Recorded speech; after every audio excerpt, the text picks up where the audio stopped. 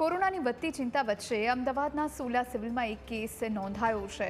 20 વર્ષની યુવતી સોલા સિવિલના આઇસોલેશન વોર્ડમાં દાખલ થઈ। યુવતીને ઓક્સિજન આપવામાં આવ્યો। તાવ, શ્વાસ લેવામાં તકલીફ જેવા લક્ષણો આ યુવતીમાં જોવા મળી રહ્યા છે।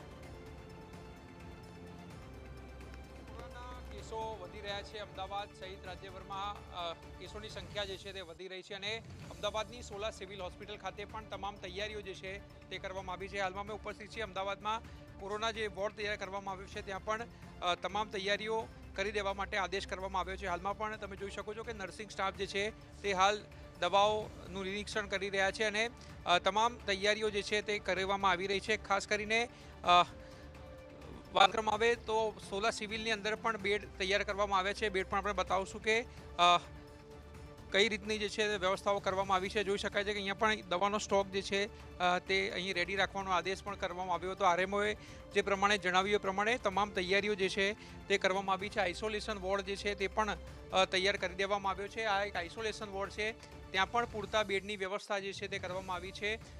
જોઈ શકાય છે કે હાલ તો અહીંયા 3 બેડ છે, ઉપરાંત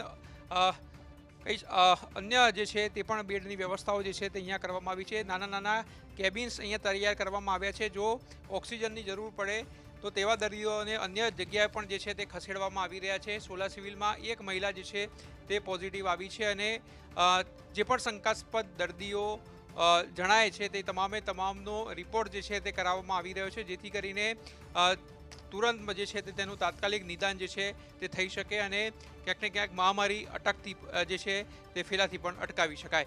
કેમેરામેન ઓમ પટેલ સાથે આશુતોષ ઉપાધ્યાય, ન્યૂઝ કેપિટલ, અમદાવાદ।